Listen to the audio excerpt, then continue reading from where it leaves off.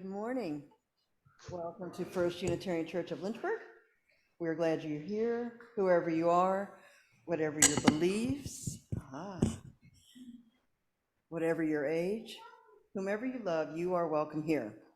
As we work together for justice, compassion, and peace, we also acknowledge with humility that our buildings sit on Monacan land. My name is Tina Barnes. I'm a member of the Sunday Services Committee. My husband Rick and I have been members here for 40 years or so. We've done just about everything that can be done in the church, so here we are. If you are with us for the first time, we're glad you chose to be here this morning to participate in this church community that we love so much. If you would like to receive our monthly newsletter and our Friday, I'm currently in our Thank you. Nobody's ever accused me of not being loud enough. If you're here for the first time, we are glad that you chose to come participate in this church community that we love so much. If you would like to receive our monthly newsletters and our Friday email updates, please fill out the virtual visitor card found on our website, uulynchburg.org, under Sunday services, or fill out the little yellow card found in your seat in front of you and place it in the basket during the offering. Reverend Terry is offering a class on the Aramaic translation of the Lord's Prayer, a more authentic and universal understanding of the prayer. I said Aramaic, right? More authentic and universal understanding of the prayer of Jesus. The dates for the class have been adjusted. The class begins on May 16th. If you're interested in attending either in person or via Zoom, please contact Reverend Terry. She's ordered several copies of the text to share with those interested in the class. We are also invited to participate in a surprise. There will be a surprise party given by Mr. Ernest Berry's family and friends at 3:30 on Saturday, May 13th, to celebrate his 87th birthday. Mr. Berry has been our sexton for the past 50 years and has kept this church humming. More than 50. Or more, yeah. Yeah. We always have those years. Corbin has a card in Drysdale Hall for us to sign, and there will also be a basket for a free will offering. We are one of 4 UU congregations that sponsor ads about Unitarian Universalism on NPR. Our pledge to NPS needs some more support. If you can give more to NPR, please see Brianna below. Barb LaFleur is unable to be here this morning, but she has recorded some thoughts on her time on the Camino. Please take note of the announcements in the bulletin. There are lots. And if you are on Zoom, you can find them in the Friday e-news. There is one spoken one that there is still time to get your service auction donations turned in. Now I invite us to release our worries about the world and our own lives as we enter into the service by taking some slow, calming breaths.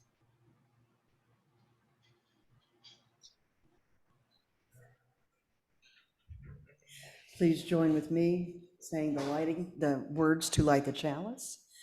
May the light we now kindle inspire us to use our powers to heal and not to harm, to help and not to hinder, to bless and not to curse, to serve you, O Spirit of life. I invite us now to rise in body or spirit as we share our opening hymn 163, For the Earth Forever Turning.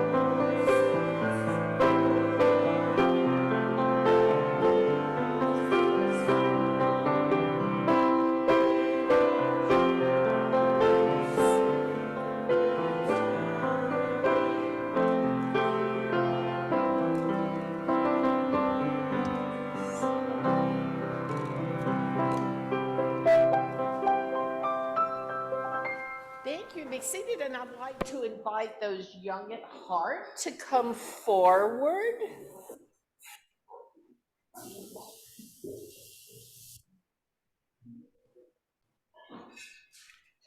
It's good to see you. I'm glad y'all are here today.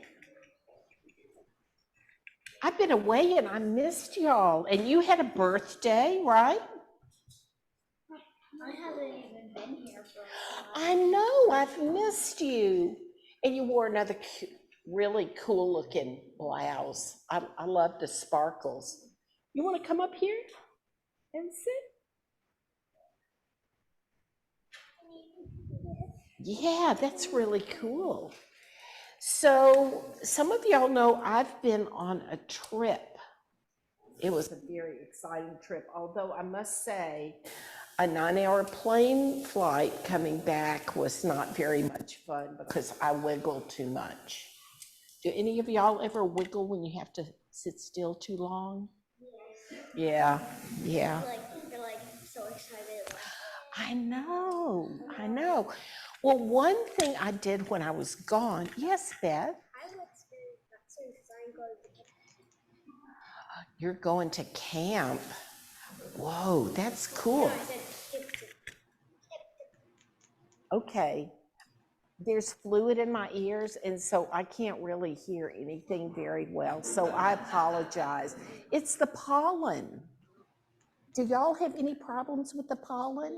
I know. Oh, okay. Did you go to the beach? Yeah. Did you go to the beach? I didn't go to the beach. I went to a place where people from all over the world come and walk on a trail. The whole thing is 500 miles. And when you're going to walk on the trail, you get a shell like this that says that you're a pilgrim. And so the symbol for this long walk called a Camino is the scallop shell. So I want to sort of let y'all pass these around. We've got several of them. And the scallop shell, you know, it fits like this, and then a little scallop grows in there. And there are all sorts of stories about people who have been saved from drowning by being covered by scallop shells. So y'all might have to share a little bit. Sorry, that's here. You want to hold mine for a minute? And what's really interesting is people have been walking on this road for 1,000 years. That's a really long time. And when people first started, they would wear a scallop shell, so people, and usually with a cross like this, the cross of St. James, and that way people would know that they were pilgrims. And there weren't any restaurants, there weren't any places to sleep. So how did people get food? They couldn't like just sit there and grow food, right? They might be able to get some fruit off trees, but what they would do is they would take their shell and they would go to someone's house and hold out the shell and ask for some food. And people were very kind to the pilgrims, so they would give them some food. And there are a lot of streams there, and they didn't have they could scoop water with it. A lot of times people carried like gourds that they would put. Really do that? Yeah, that you could do that. Yeah. I mean, you can do it. Yeah, you're balancing that. That's pretty cool. Yeah, I'm doing it. Yeah, y'all are. My mom forgot my first dance because of my eye. Oh, yeah, it's That's not. not in my eye. Look, you're doing that too. So, I'm gonna do it with my eyes closed. Oh, that's really good. So y'all have discovered a new thing to do with pilgrim shells. So in addition to maybe asking for food and people sharing with you and getting water, I know, you know what it looks like? It does, but it looks like a very special kind of hat called a yarmulke. And Jewish people wear that. Some wear it all the time, Jewish men, and I they, found this on my head. yeah. I'm pretty bad at it. So I'm glad that y'all are here today because I've missed you. And thank you for learning a little bit about what the Camino, huh? Sometimes they break, but they have to be very strong because these would have washed up on the beach from the ocean because scallops live really deep in the ocean. Well, these shells remind me of the beach. They do remind everybody of the beach, I think. So I appreciate y'all being here today because it makes me happy to see y'all. And I'm going to ask for the shells back. I can't breathe. Yeah, It's almost like we're giving you a bunch of food. Food. yeah, and beautiful. So it's time now to go to your classes. And Audrey, did you choose people to? Okay. So would you like to carry the one for your class? Beth, would you like to do the other one? I think this one is. I can do one. You can do it another day. How about that? Can I light mine? The other one is brand new. What? Sorry, who's doing Barb LaFleur? Careful. Well, you'll just have two today.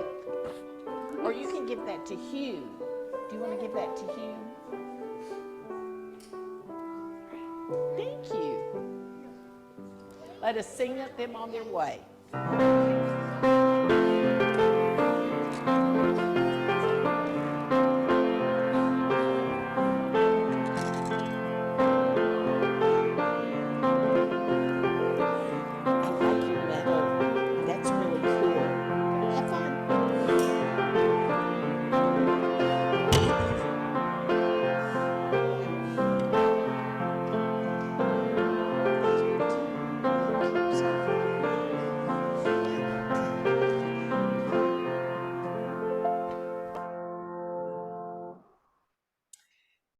Life, when seen as a spiritual process, is often called a journey. It can be a literal journey, like Barb and I shared on the Camino de Santiago, or it can be a journey inward to understand oneself in deeper ways. This metaphor of the spiritual journey has been important to me my whole adult life. So when I discovered a reading in our hymnal from the Muslim faith, it spoke to me immediately. If you want to read along, it's number 610, The Journey of Love by Muhammad Iqbal. Where in our hearts is that burning of desire? It is true we are made of dust and the world is also made of dust, but the dust has motes rising. Whence comes that drive in us? We look at the starry sky and love storms in our hearts. Whence comes that storm? The journey of love is a very long journey, but sometimes with a sigh, you can cross that vast desert. Search and search again without losing hope. You may find sometime a treasure on your way. My heart and my eyes are all devoted to that vision. And so with that vision of life's journey, we offer thoughts about our journey. And though Barb LaFleur could not be with us today, she wanted to share some thoughts about our journey. And please excuse the technical glitches as I recorded this without the help of our tech team. So let's hear from Barbara. Before embarking on this journey with Terry, I had only traveled once by myself overseas, and that was over 30 years ago. I was fearful, but everything went smoothly, and I was able to meet up with Terry at a hotel in Madrid, Spain, after traveling overnight. The next day, we took a train and then a bus to get to Sarria, where we were scheduled to join 6 other women for our spiritual pilgrimage to Santiago, the alleged burial place of St. James the Apostle.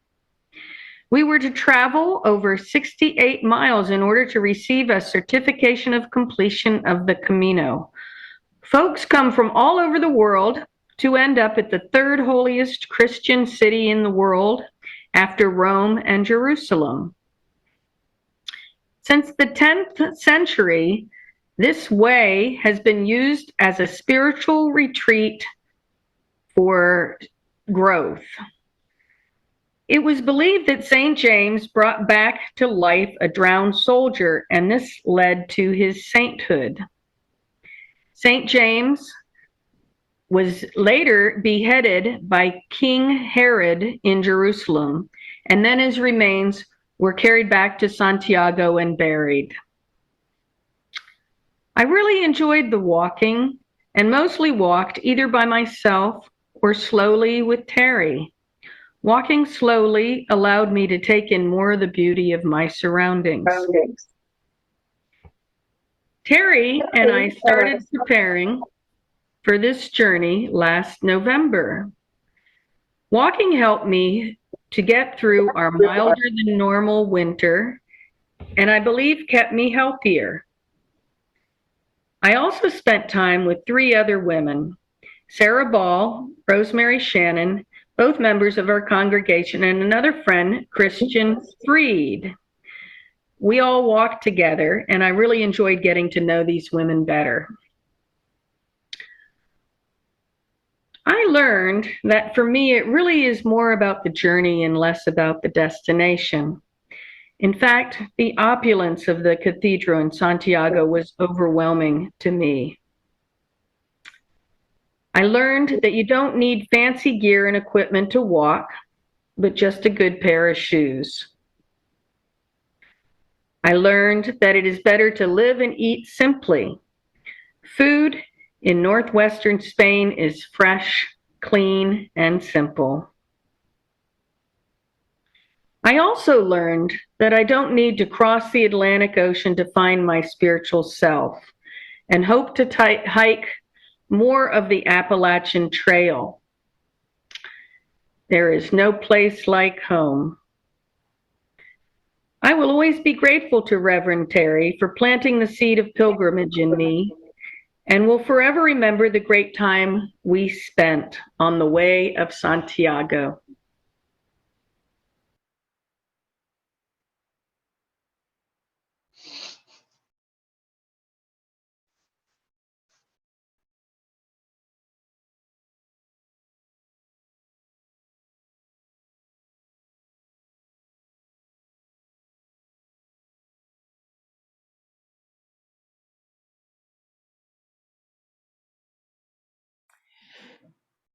Today, we take an offering of our gifts for the work of this congregation.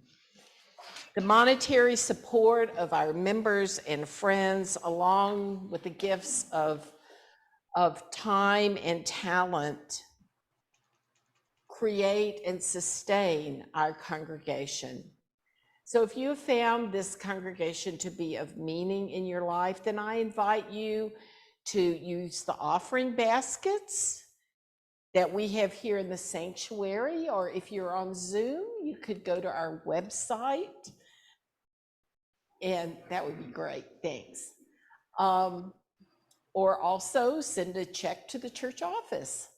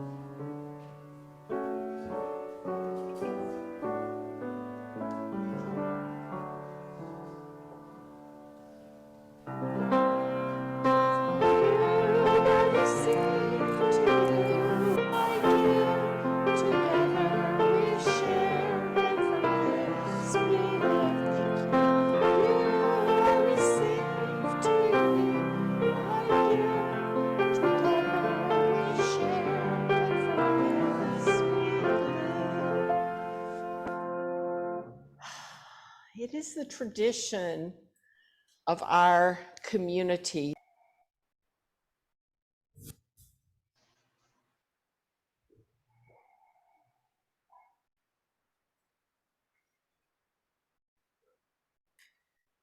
Spirit of life and love, we hold up today the blessing of community. Community that sustains us, that inspires us, that challenges us. We give thanks for the work that is ours to do to help transform our community and the world.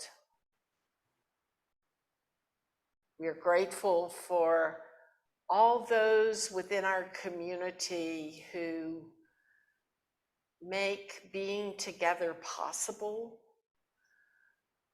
Those volunteers who care for our buildings and our beautiful grounds and keep us fed and at peace with one another. We're aware also of those in our larger community who are challenged because they lack adequate food, clothing, housing, medical care. May we work together with other people of faith and goodwill who seek to transform our society to make sure that all people are welcome at the banquet table. This we ask in the name of all that is sacred. Amen.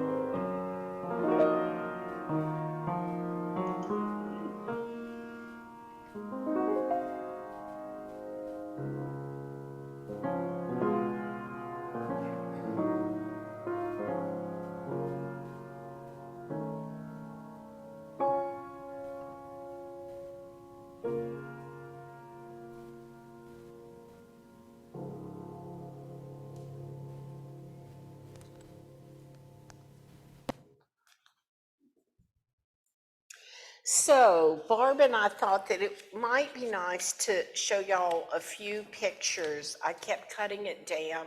I remember when I was a sophomore in college being invited to my major professor's home so I could see slides with the carousels, 3 of them, of their trip to Italy. I saw more pictures of the David from every angle.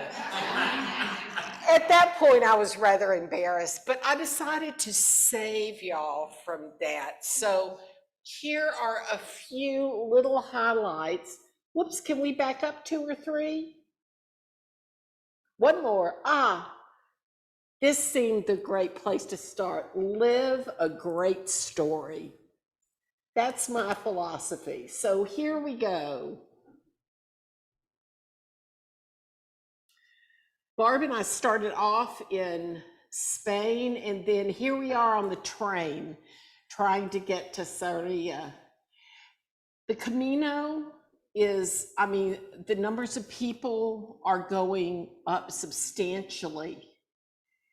And all along the way, there are these symbols of the scallop shell, and there are all these magical things. Barb helped point the way for one of our members who got lost. I love the land.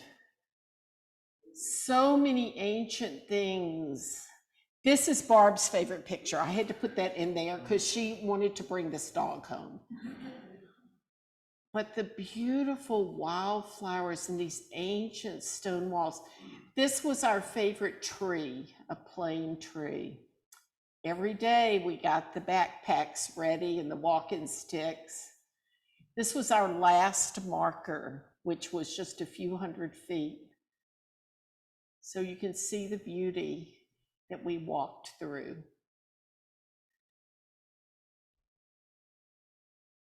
So many amazing ancient structures. This is very interesting. See the two things.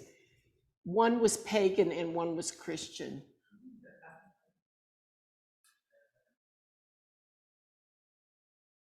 You always had to follow the arrows. This is your beloved minister looking like death warmed over. The stork. That was one fun thing Barb found. We had to stop once because the cows were going out to pasture, and we were trying to get to this ancient castle that's being restored.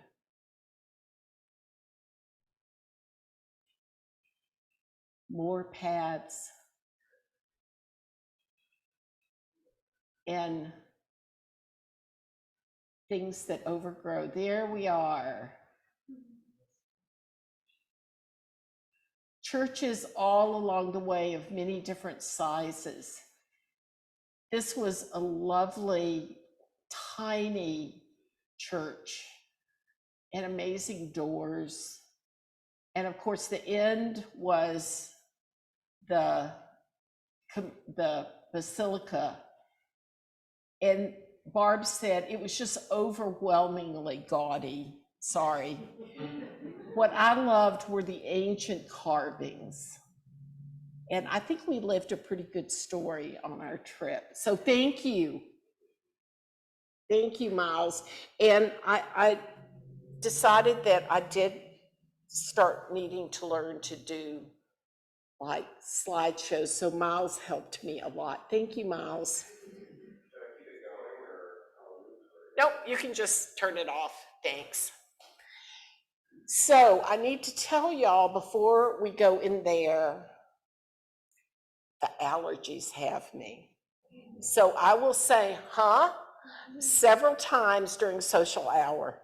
But yeah, the allergens are different here than in Spain. So my experience was both similar to and quite different from Barb's Camino. There's a saying that every person who walks has their own Camino, and that is certainly true. During our time on the Camino, we met people who were walking to make peace with a loss and those wanting to honor a life transformation. There are those who thought it would be the in thing to do, and those for whom walking parts of the Camino has become a part of their life. One remarkable aspect of the Camino is how free and safe people feel. While I'm sure there's some crime along the way, I can't think of places where women in particular feel so safe. Every year, thousands of women walk part or all of the 500 miles alone with a feeling of safety and freedom. My Camino began after I participated in what was for me a very profound retreat on Mary Magdalene and the Sacred Feminine in a remote area of Provence, France. And that is a whole nother conversation for another time. I brought to my walk deeply personal insights to contemplate during my Camino, and I'm still processing what I learned there. From the beginning, I was moved by the beauty of the Galatian countryside. It looks a lot like our part of Virginia. There were wildflowers, ferns, ancient stone walls, and rich soil. In fact, I think I probably drove Barb crazy because I'd say, oh, look at that beautiful soil. Those of us who grew up tied to the land have an affinity for rich soil.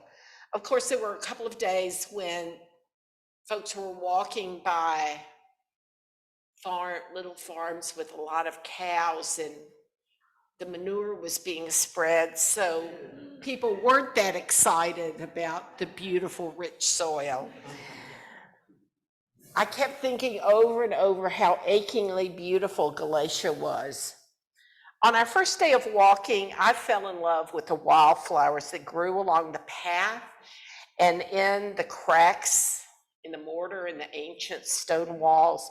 Barb appreciated the flora as much as I did. I walked by one misty field containing a stand of old gnarly trees that I was sure must be Ents from Lord of the Rings. I felt like I was in another world. I was expecting my time walking to help me connect my inner contemplation with my outer experience of the Camino. And that happened, though not in the way I expected. Once again in my life, I came toe-to-toe with a sense of cosmic humor that sometimes emerges when we plan what we think is going to happen. Have any of y'all had experiences like that? Yeah. During hikes up a couple of steep mountains in France, I managed to inflame my back. After our first day of walking on the Camino, which was several kilometers longer and much steeper than I had been led to believe, I knew I had some decisions to make. Life is often about how to pivot and regroup when necessary. Life's a pilgrimage, a process of adaptation and resilience. So I adapted by walking until my back was hurting more than I wanted it to hurt, and decided I wouldn't go into the Catholic suffering mode of the Camino. So then I stopped. I sat and breathed in my surroundings and took a taxi.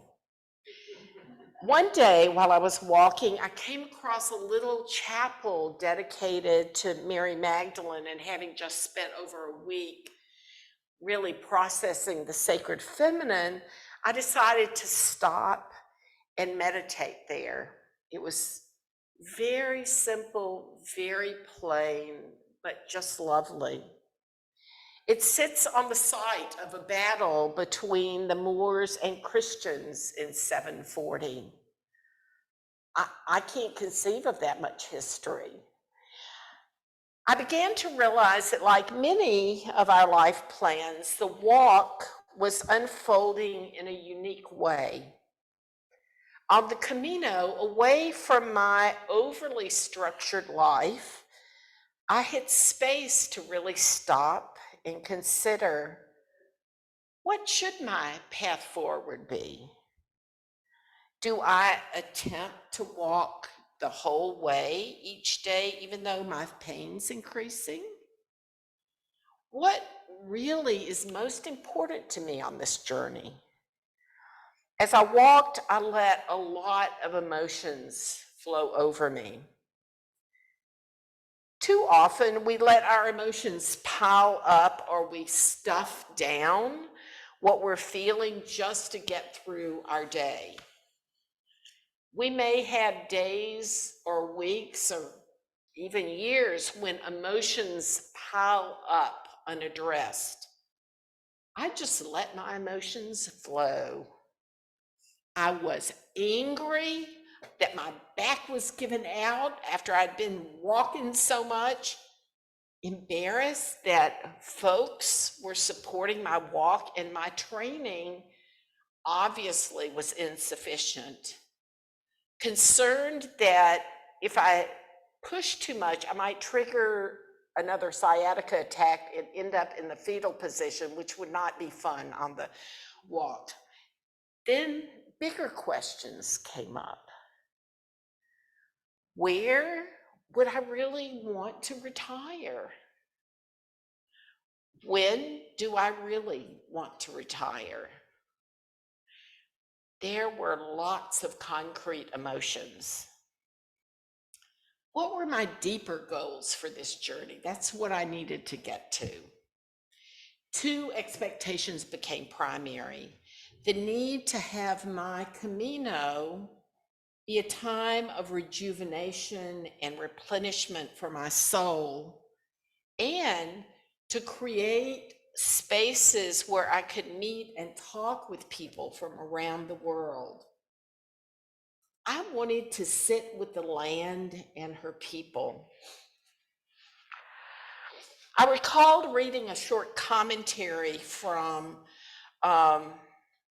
one of my favorite authors, the Brazilian Paulo Coelho, who wrote that the way to experience a country is to travel alone and to sit in outdoor cafes. And there were several days when I did that for a part of the day. I watched the world go by and talked to whoever sat near me. I watched a stork nest. You saw a picture of it.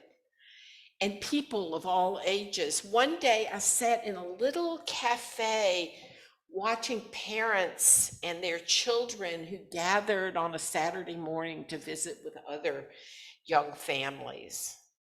I looked at the details of beautiful old buildings. I would not have had those experiences if my back hadn't slowed me down. Connecting with the places we stopped was lovely. All of this was a weird but liberating inner dialogue. In reality, it's the kind of dialogue we need to have with ourselves more often. These inner queries help us gain clarity in our lives and to become more resilient. We don't have to travel to explore our inner ecosystem. We simply need to honor our emotions. We need an inner pilgrimage to truly be present with ourselves. I got to this reality when I pushed myself a little harder, and then my body rebelled, as it often does, and I got the worst cold I've had in years. I had not listened to my body or what my inner self was telling me, so my body forced me to slow down so I could experience aspects of the journey that wouldn't have happened if I hadn't been faced with my reality there. Bless Barb for putting up with my hacking cough for several days, although she had very good earplugs. So my Camino was not what I expected, and it was what I needed. It also reinforced for me that I, and I think we, need to always be open to evaluate and reevaluate what we plan. For what we need may be something entirely different than what we scheduled for ourselves. The slower pace of life in both France and Spain provided space for me to live closer to the heart. It was a space I needed, and I think is reflected in a poem by John O'Donohue entitled For Presence. Awaken to the mystery of being here and enter the quiet immensity of your own presence. Have joy and peace in the temple of your senses. Receive encouragement when new frontiers beckon. Respond to the call of your gift and the courage to follow its path. Let the flame of anger free you of all falsity. May the warmth of heart keep your presence aflame. May anxiety never linger about you. May your outer dignity mirror an inner dignity of soul. Take time to celebrate the quiet miracles that seek no attention. Be consoled in the secret symmetry of your soul. May you experience every day as a sacred gift woven around the heart of wonder. I will be forever grateful for the space you gave me for inner exploration on a time of pilgrimage. And while I know that we are all able to take an inner journey at any time, I'm grateful for this pilgrimage, which offered a way to see life from a different perspective. So I invite us to rise in body or spirit and share together hymn number 12, O Life That Maketh All Things New.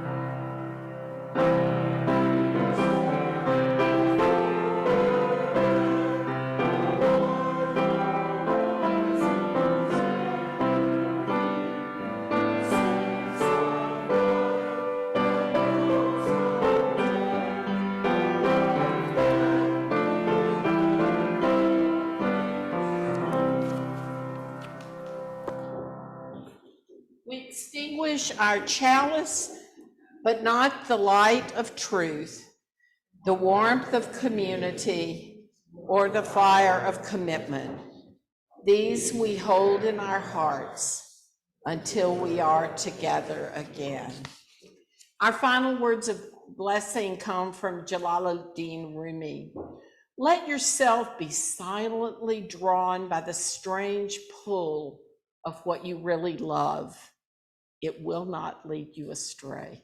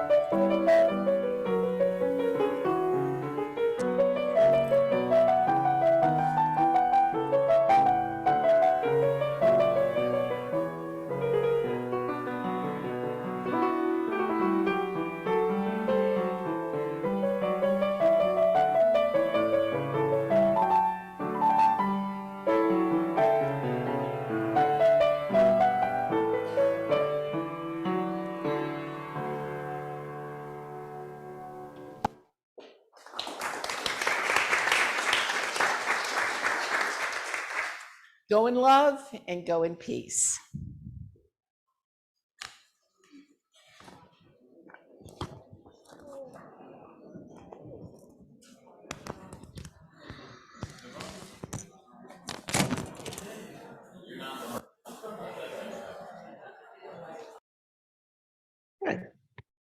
Welcome to Zoom